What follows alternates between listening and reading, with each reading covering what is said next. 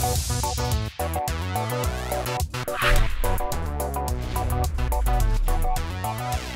guys, welcome to a look at thermal expansion for Minecraft 1.7.10. Yeah.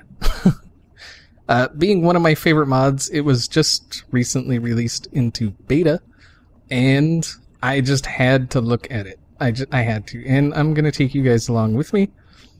One of the things I always thought was missing with thermal expansion was upgradability. That is no longer missing. We now have upgradable thermal expansion machines, which is awesome. Like, awesome. These are the different well, they call them augmentations. So these are the different augments.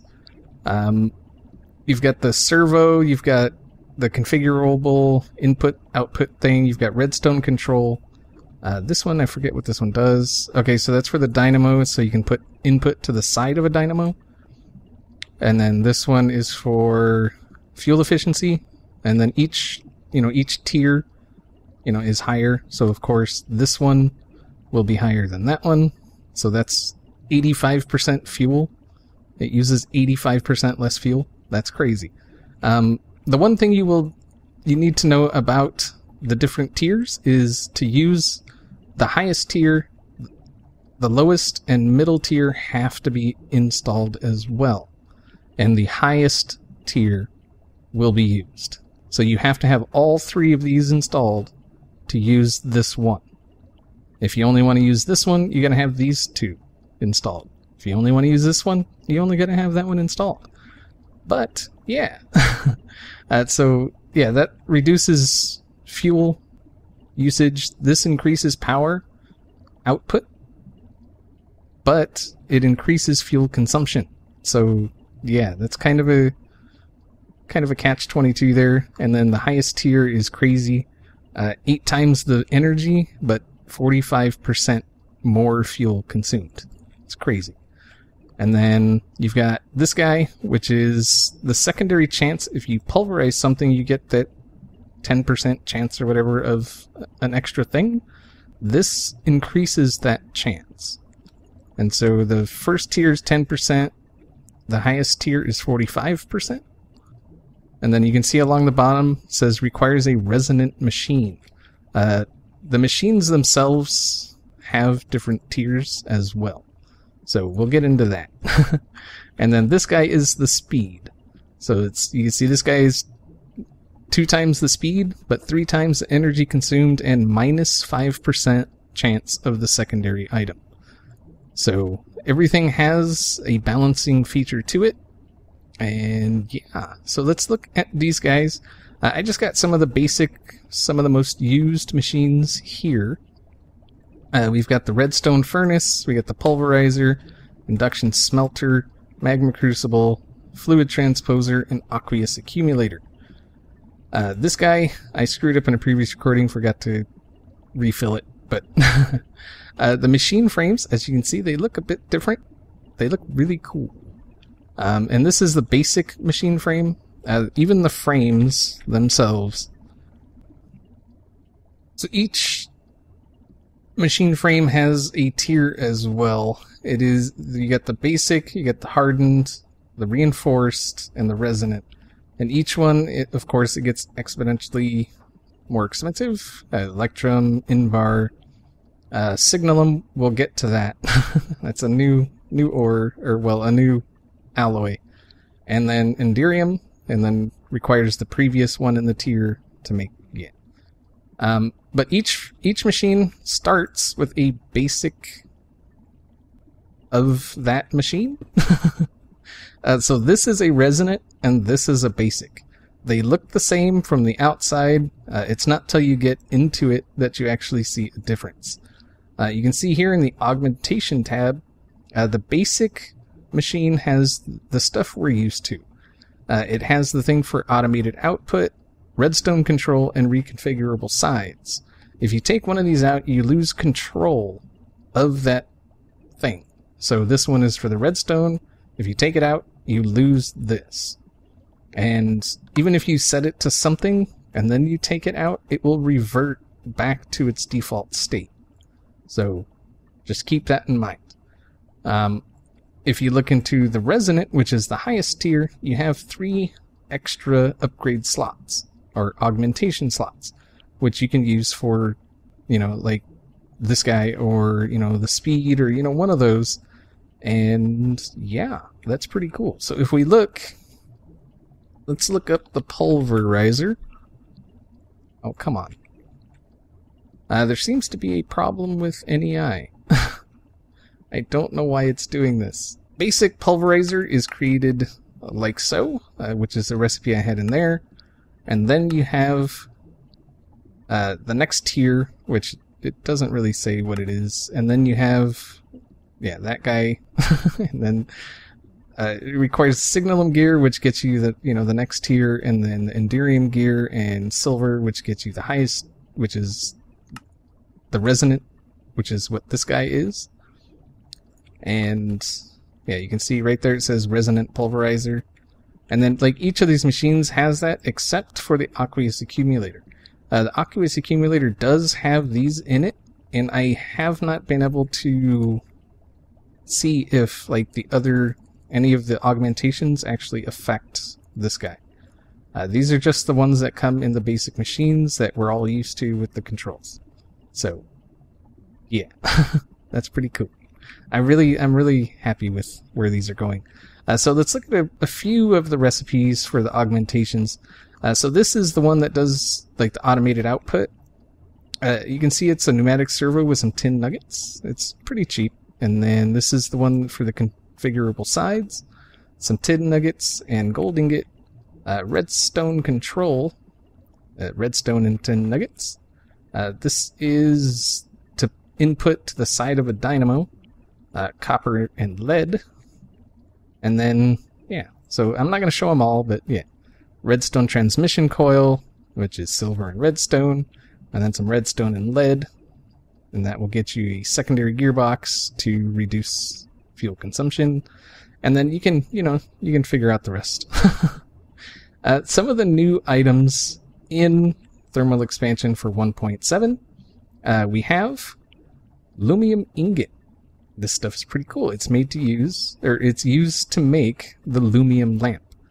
To make lumium, it's 3 pulverized tin, a pulverized silver, and a bucket of energized glowstone. And that will get you 4 lumium blend. The next one is the signalum, which we saw earlier. That is 3 copper, a silver, and a bucket of destabilized redstone, which you get from the magma crucible. The lumium lamp, which is the guy you see here. And over here, I have just a small thing set up. So here's a Minecraft torch, just a vanilla torch, and there's glowstone.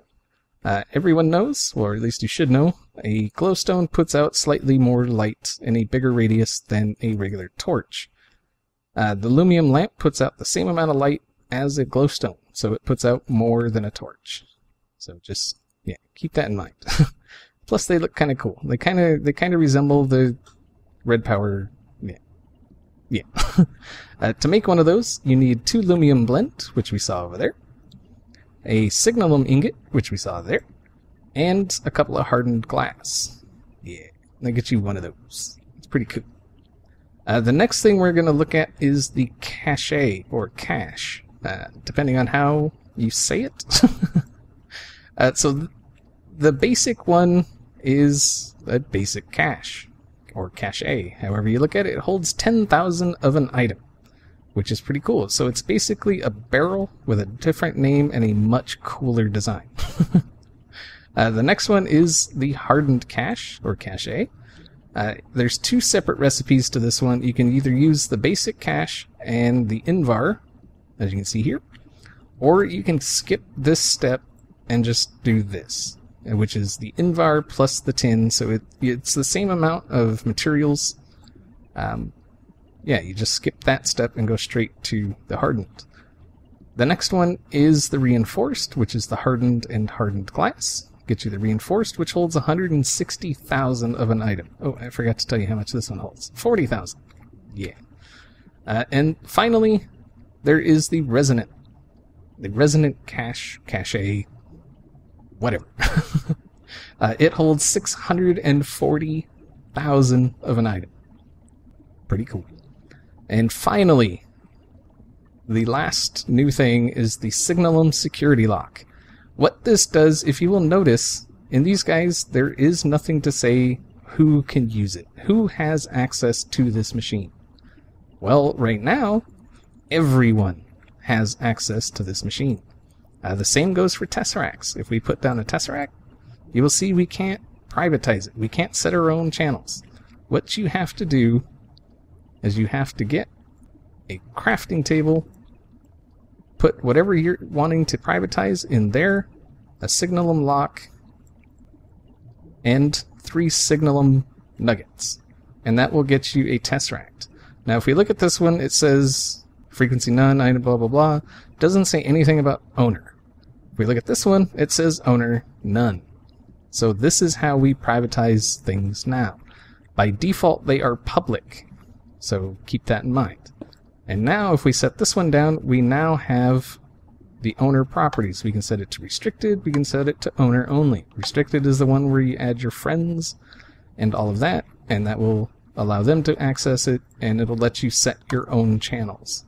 So you're not on a public channel and anyone can steal your energy or fluids or anything of that sort. So if you want to privatize something, that's how you do it. Next, the portable tanks got a slight increase, especially the resonant. It used to hold 64 buckets. It now holds 512. That is nuts. 512 buckets in that. That is crazy. I thought 64 buckets was pretty good, but 512 buckets. That is crazy. Going back to the cache, I guess I'll call them caches. As you can see here, once you put an item in it, it appears on the front of the cache. And then as you fill it, you will see a progress bar go across the front on this little Knight Rider type doohickey here. As you can see, this one's half full, give or take. It can hold 10,000 and it has 5,270 items in it. And you can also see the status is locked. What does that mean? Well, this one is locked. This one is unlocked. If we go into survival and we take items out of this one, oh, there was only a stack. But it's holding its item. So only that item will go into this cache. If we take out of this one, no, it's locked. Dang it. Why? Why are you locked? Oh wait, I can unlock it. Never mind. Yeah, I gotta show you how to unlock it. Anyway, if you shift, right click, it's now unlocked. So now you can take out all of the stack just by punching it. Dang it. I don't know why it did that. If you hold right click, it will take everything of that type in your inventory. You see it's still here, but it's actually just a bug. So, yeah. Just keep that. I don't know why everything wants to act up today. I mean, it's beta. It's what it is. So, yeah, this one is locked. Only that item can go in there. This one, if you take out the last thing or the last thing gets pulled out, it will allow something different into it. So, shift, right click, and now it's locked. Now only that item can go in there. And I think that's about going to cover it for this here look at thermal expansion. If you feel I've missed something, please leave a comment. I'm sure I did. I'm sure there's something that I haven't seen yet, but I'm still looking. I just wanted to give you guys a quick overview of the things I did discover. And yeah, hopefully you found this useful. And if you're wondering, this is the Signalum block and this is the Lumium block. And I don't think the Lumium block puts out any kind of light. Oh, it does. I didn't even know that. Oh my god. So yeah, the Lumium block puts out light. Oh hey, that one puts out a little bit of light too. I totally knew that, and I just didn't want to tell you about it. I'm good like that. Alright guys, I'm just gonna go. Hopefully you enjoyed this, hopefully you find it helpful, and I'll see y'all next time.